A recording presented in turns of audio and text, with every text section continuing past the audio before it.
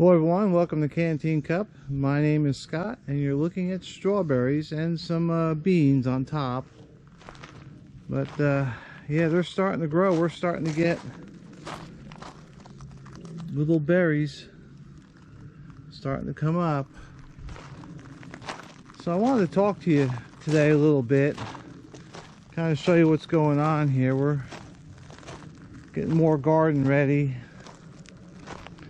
Let me walk down this way. We got some marigolds. That's to help attract bees and keep other bugs away. But we've got grapes, raspberries, blackberries. One of the blackberries isn't doing so well. I think we're gonna have to pull that one, get another one.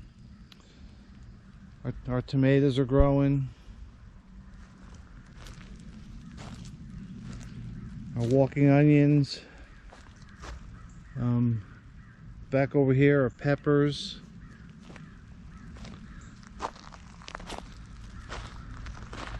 And over here is blueberry. Georgia has good soil for blueberries. And then back here is some future garden projects, or kind of getting the soil down.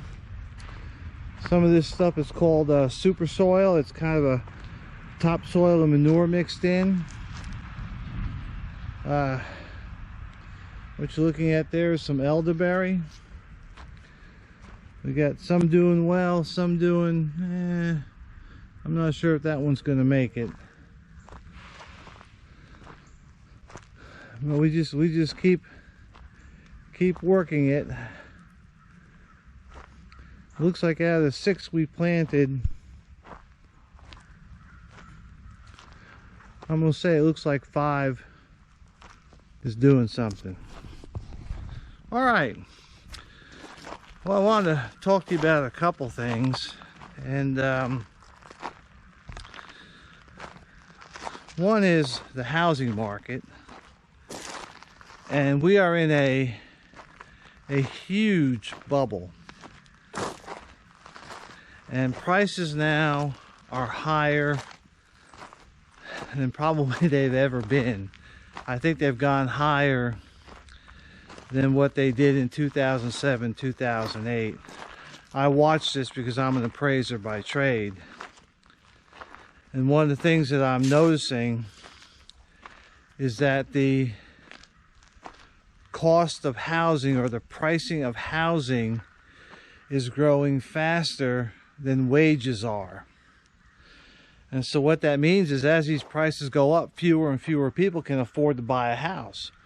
Or if they do, they get themselves seriously in debt, and then the bottom drops out, and there's a lot of woe and misery. And so for those of you that are in the market, so to speak, all I'm going to say is exercise caution. Otherwise you can be part of that painful misery. All right, this is also something I've worked on. What I have done is I have dug up the ground. I have put in chicken manure and some topsoil, and then turned it under with a tiller to hopefully fluff it up a little bit. And then I threw some clover, and we'll see how it does. But this soil now is a whole lot better than this is. Where I live, you really have to work the soil to get it to work. This pile of dirt here is some of that super soil I was telling you about. That's some of my chicken poop, and that's some of my wood chips. We use all three. And then probably in the fall, I'm not going to spin the camera again, but I'm going to go back further and turn up some more soil, mix in some more stuff. and hopefully get more and more garden each year. It's just a slow process. A lot of times when you buy a piece of property, you don't know what you're getting into, and you just have to work it, and that's what we're doing. But every year we get a little more in the ground and we get a little more out. I'm gonna step under my little shed here because it's starting to rain a little bit. This is my woodshed area, and what I've done recently is I've taken some termiticide and sprinkled it on the ground here, and then put some water. You have to put water on it to kind of dilute it a little bit so it sinks into the ground, but that should prevent termites from getting up into my wood pile, and now I can just stack it. I really think the gravel's going to be just fine because we are under cover, and with gravel there's less surface actually touching the wood, so it will allow air to get underneath it. All right, another thing I want to talk about, and there is a purge coming. There's a great purge coming, and no, it's not a tribulation. No, it's not genocide. It's not that. I've been doing this sort of thing probably for close to 50 years. For sure, in earnest, for over 30 years when I got out of the Army in 1987.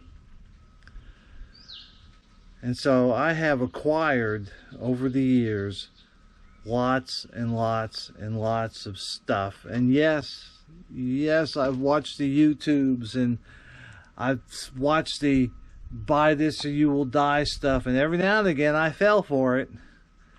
And so over the past couple days I have been going through in my head, what do I really need? And the answer is not very much.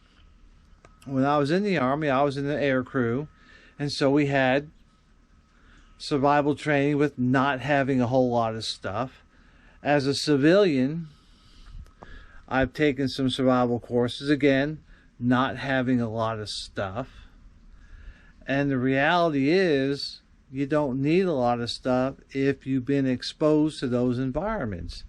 And I have, and I looked at all the stuff I've acquired, and now most of it sits in tubs, never used. I hadn't seen daylight in years, and it's starting to wear on me a little bit.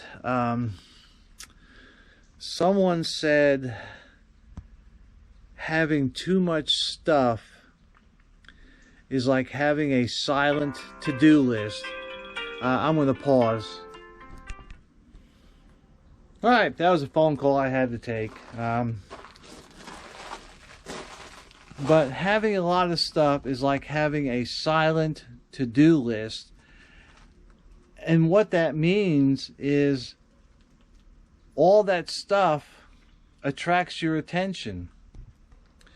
You have to sort it, pack it, repack it, take it out, inspect it, look at it, fix it, repair it, lube it, put it back.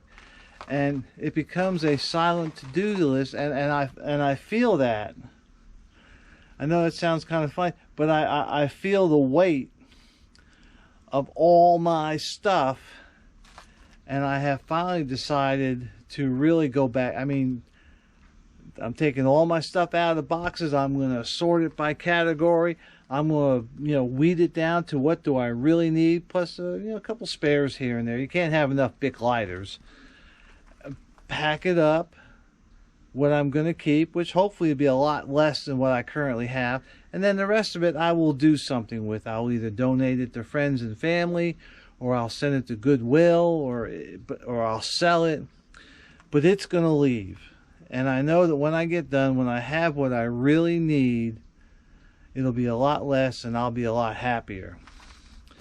So that's kind of where I'm going today with that. Today's I'm under the shed because it started to rain, and we're supposed to get some rain. So today and tomorrow and the next day are probably good days to do this. I'm going to clear off the kitchen table and the kitchen counters and just start sorting.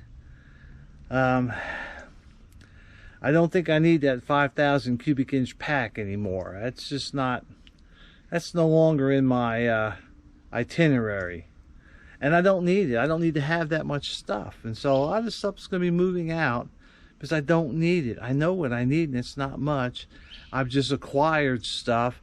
And sometimes I've acquired stuff because I didn't think I had the stuff, but then later on I found the stuff. So now I have 2 of stuff instead of 1 of stuff. And, you know, I don't need that much. Yeah, I've got far more knives than I need. I know that sounds funny. I am a pocket knife kind of guy, so I may, if I indulge myself, it may be with pocket knives. And really, you know, speaking of knives, the majority of the time I have used a knife both in the service and out of the service, in civilization and out of civilization, has usually been a pocket knife. And the pocket knife of choice was typically a Swiss Army knife. And it did about everything I needed it to do. It wasn't until many, many years later when all these pundits started giving us requirements like, oh, you got to be able to do this, it's got to be a full tang, and, you know, I never had that. And I've been in the woods, you know, I've been in the Army in the woods. And when I was in the Army in the woods, I did have a sheath knife with me. Most of the time I was using my Swiss Army knife. And so maybe it's, you know, how I train myself to use a knife. But, you know, for most things, I don't need a sheath knife. And if I need something bigger, I would probably skip the sheath knife and go right to a hatchet or a golok or a parang or something like that and just go heavier duty. But I was raised using a hatchet, so I'm very comfortable with hatchets. And like I said, if I have a pocket knife, especially if it's a lock blade, you know, like a Swiss Army knife Trekker, lock blade with saw and a couple other things, and a hatchet, I'm good to go. But anyhow, I wanted to share that looks like it stopped raining for a minute, that the purge is on, and I would suggest that you all look at your gear, look at your stuff, and see about your own purge. You know, one of the things that I fear is if I have 5 sheath knives, you know, and I don't, but if I did, and we were suddenly going to bug out, I'm afraid I'd have to sit there and stall for a second and say, oh, which one should I take? Is this one better for this situation? Oh, but what about this situation? Maybe this knife is better. And, you know, the bottom line is they all cut. And so I don't say I obsess over that, but I can see myself pausing just even momentarily to make a decision over which knife to bring or which pistol to bring or if any pistol to bring, and then, you know, what caliber. I've taken care of that part. I've only got a couple calibers now, but, you know, you just weed it down and weed it down. You know, when I was in the Army, for much of my career, I maybe had, let's see, 1 pocket knife, 1 lock blade, and 1 sheath knife for most of my career in the Army. And then when I got out, I kind of acquired more, but you just don't need it. And so, anyhow, I hope you all, you know, take a moment, think about your stuff, look at your stuff, pull it all out, sort it all out, and if you don't really need it, get rid of it. You will be happier, trust me. All right, that's all I got. Everybody stay safe and stay secure out there. We'll see ya.